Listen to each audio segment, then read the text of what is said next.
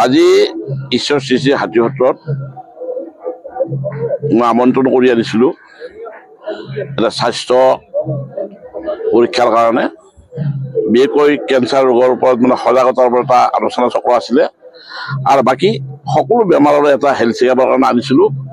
এইটোৰ উদ্দেশ্য আছিল মাননীয় মুখ্যমন্ত্ৰী মহোদয়ৰ 57তম তেখেতৰ জন্মদিন আছিল।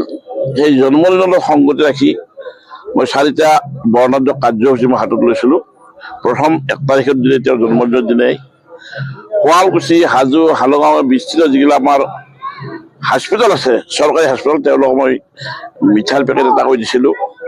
আৰু দুখীয়া যিখিনি নিৰীহ মানুহ আছে বা মাধৱ মন্দিৰৰ ওপৰলৈ গ'লে যিখিনি মানুহ খুৰণীয়া বহি থাকে, তেওঁলোকৰ হাততো মিঠাইৰ পেকেট এটা দি টোটেল মই 700 মানুহক বোলে, সেই 700 মানুহৰ পৰা এটা আশীৰ্বাদ লৈছিলোঁ মুখ্যমন্ত্ৰী মহোদয়ৰ কাৰণে। আৰু প্ৰত্যেককে কৈছিলোঁ যে আপোনালোকে আজি মুখ্যমন্ত্ৰী মহোদয়ৰ জন্মদিন, তেওঁৰ যাতে সুস্বাস্থ্য ভালে থাকে, তেওঁ যাতে অসমৰ বিকাশৰ গতিত আকৌ আগবঢ়াই লৈ যাব পাৰে, প্ৰগতি কৰিব পাৰে, তাৰ কাৰণে আপোনালোকে আশীৰ্বাদ কৰিব। আৰু একেলগে 700 মানুহে এটাৰ প্ৰত্যেকে মুখ্যমন্ত্ৰী মহোদয়ক আশীৰ্বাদ প্ৰদান কৰিছিলে।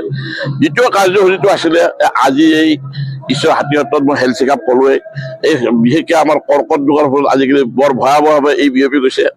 ইয়াৰ সজাগতাৰ অভাৱৰ কাৰণে মানুহে বহুতো ভয় খায়, বা হ'লে মানুহ বহুত ভয় খাই বিচলিত হৈ যায়। ইমান যে ভয় খাব লাগে কোনো ধৰণৰ তেনেকুৱা বেমাৰ নহয়। তাৰ মই নৰ্থ ইষ্ট কেঞ্চাৰ ইনষ্টিটিউটৰ ডক্টৰ জুই বৰগোহাঁই বাইদেউটি ডাইৰেক্টৰ, তেখেতক লৈ আহিছিলোঁ।